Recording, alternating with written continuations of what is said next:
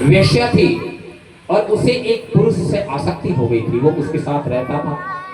एक ऐसी घटना घटित हुई कि जंगल में क्या हुआ, एक जंगली शेर ने उस वेश्या को मार दिया।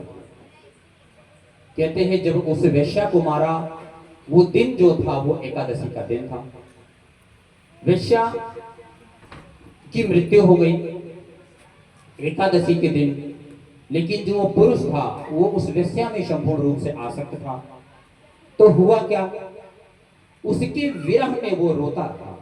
कहते हैं रोते रोते जब पुनः 15वें दिन एकादशी का व्रत आया, उस दिन उसने कुछ अन्न ग्रहण नहीं किया और सिर्फ उसके लिए वो रोता रहा, रोता रहा, रोता रहा।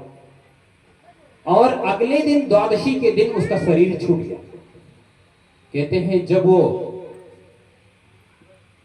यमराज के पास गया तो चित्रगुप्त से पूछा यमराज ने कि आपने अपने जीवन में इन्होंने कोई पुण्य का कार्य किया है? उन्होंने बोला नहीं, इन्होंने अपने जीवन में कोई भी पुण्य का कार्य नहीं किया है, लेकिन इन्होंने निर्जला एकादशी के व्रत का पालन किया। देखो, उसने जानबूझ के पालन नहीं किया, बाई चांस उस दिन एकादशी था, बाई मिस्टेक। जैसे आज हम लोग यहाँ आए हैं, कुछ लोग बाई चांस आ गए, है ना? ठीक उसी तरह से उस दिन बाई चांस एकादशी थी और उसने एकादशी के व्रत का पालन किया। तो उस समय यमराज ने कहा कि अरे ये तो मेरे प्रभु की सेवा किया है, इन्हें क्या किया जाए, भगवान के धाम को भेजा जाए। कहते ठीक उसी समय भगवान ने उन्हें एक राजा का पद दिया कि तुमने एकादशी के व्रत का पालन किया, जाओ और तुम भजन करो।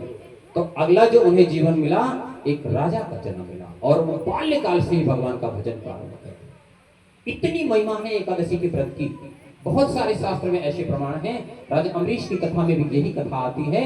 राजा अम्बरीश गृहस्थ थे और उन्होंने निर्जला एकादशी के व्रत का पालन किया था। अगले दिन दुर्वासा ऋषि आए और उन्होंने कहा, हे राजन, आज मैं आपके साथ द्वादशी का पारण करूंगा। राजा अम्बरीश बड़े प्रसन्न हो गए, अहो कितना सौभाग्य है, स्वयं ऋषि मुनि आए हैं, इनके संग में बैठ करके मैं द्वादशी में पारण करूंगा, तो मुझे कितना बड़ा फल मिलेगा।